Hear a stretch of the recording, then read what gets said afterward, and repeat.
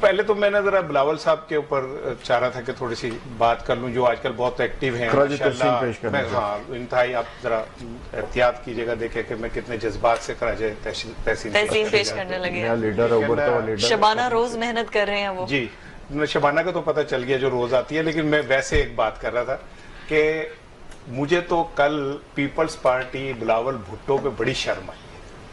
شرم کا مقام تھا.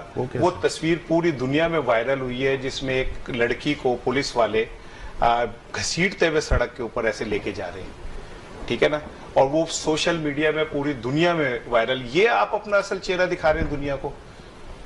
آپ کے لیے آئینی پیکیج اس لیے بہت ضروری ہے کہ آپ کی کھال بچ جائے، آپ کی حکومت بچ جائے، آپ کے کالے کرتوت جو ہیں وہ چھپ جائیں، ٹھیک ہے. دوسری جانب کل آپ نے کراچی میں جو بربریت کا مظاہرہ کیا، جس طرح لوگوں کو مارا، جس طرح لوگوں پہ تشدد کیا، جس طرح خواتین کو آپ نے پکڑ کے سڑکوں پہ گھسیٹا، یہ ہے تمہارا چہرہ اصل. بلاول بھٹو صاحب یہ اصل چہرہ ہے آپ کا. آپ ذوالفقار علی بھٹو شہید اور محترمہ بے نظیر بھٹو شہید کے مزار کے پیچھے نہیں چھپ سکتے.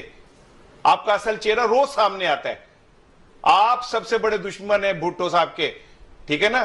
ہم کہتے تھے نا کہ بھٹو کو کوئی نہیں مار سکتا. بھٹو کو اگر مارا ہے تو زرداری صاحب نے مارا ہے، بلاول صاحب نے مار دیا.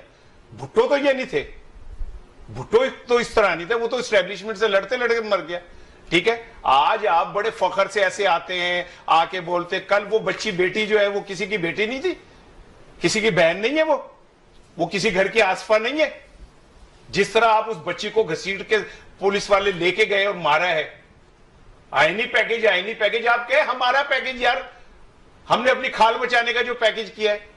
اور یہ جو قاضی صاحب کا آپ کہہ رہے ہیں نا، ہو سکتا ہے رہ جائیں قاضی صاحب یار، ہو سکتا ہے انہیں آئینی عدالت کا بنا دیا جائے، انہیں پتہ نہیں supreme court, over supreme court and dipper supreme court کا بنا دیا جائے. تو کیا آپ ساری زندگی ہسٹری میں رہ پائیں گے؟ کیا ساری زندگی ہسٹری کے اندر آپ زبردستی ڈنڈے سے اپنا نام لکھوا پائیں گے اس طبقے میں جن کو ہم سلام کرتے ہیں؟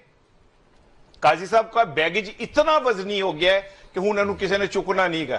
گل یاد رکھنا، یہ جو مرضی کہیں کہ جی وہ اس طرف سے آ جائیں گے، وہ اس طرف سے آ جائیں گے، لیکن جتنا قاضی صاحب کا بیگیج بڑھ گیا ہے نا، وہ اب مجھے نہیں لگتا کہ لوگ اسے کنٹینیو کریں گے، اٹھا کے چلیں گے. وہ اب بھول جائیں.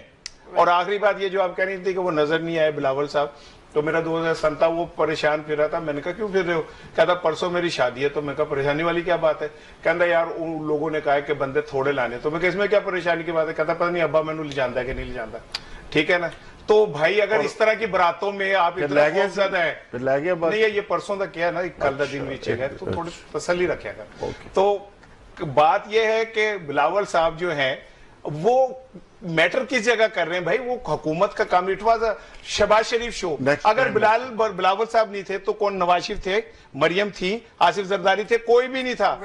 گلیاں سنجیا سن تھے وچ کلے شہباز شریف پھردا سی میرا یار.